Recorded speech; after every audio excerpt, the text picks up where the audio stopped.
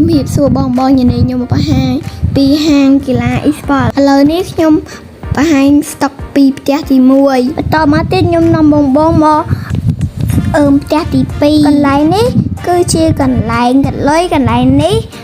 គឺជាកន្លែងលក់សម្ភារៈផ្សេងតមកទៀតខ្ញុំហត់ឡើងលឿនឡើងទៅជាន់ទី2ចូលមកកន្ទប់នេះឃើញពូកំពុងឌីហ្សាហើយយើងបន្តទៅមុខទៀតក៏ឃើញពូកំពុងតែព្រីនក្រដាសពេលព្រីនហើយបានគេយកទៅអ៊ុតលើអាវបន្ទាប់មកយើងធ្វើដំណើរឡើងទៅជាន់ទី3មួយទៀតឥឡូវខ្ញុំកំពុងតែហត់ទៅនឹងគ្នាប៊ីឌូកាប់មកពូមួយនេះគាត់អ្នកអ៊ុតភ្លីពេលអាវហើយមុំតាយាយកំពុងតែអង្គុយនេះគាត់គឺជាអ្នកដេឥឡូវយើងបន្តមកផ្ទះទី3ទី4ទៀតបងយើងចូលមកបងខេឃើញអ៊ីនេះកំពុងបោកក្អាហើយអ៊ីនឹង single ចង់ញ៉ាំអ្នកបានហើយនេះសកម្មភាពពូកំពុងអ៊ុតទឹកថ្នាំចូលសាច់កណាឥឡូវខ្ញុំហត់ប៉ុណ្ណាគ្នាម្ដងទៀតដើម្បីឡើងទៅជាន់លើដែលមានស្តុកច្រើនជាងគេឡើងមកដល់ភ្លាមឃើញអ៊ំកំពុងកាត់កណាត់ហើយយើងបន្តទៅមើលស្តុករបស់យើងគឺវាច្រើនខ្លាំងមែនតើខាងនេះគឺជាស្តុកកណាត់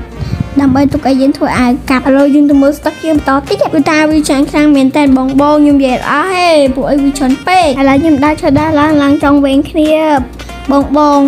ឡើងដូចស៊ូនវែងចឹងឥឡូវខ្ញុំដើររកគ្នាសិនអូខ្ញុំឃើញគ្នាបងឥឡូវថាខ្ញុំជម្រាបលាបាយ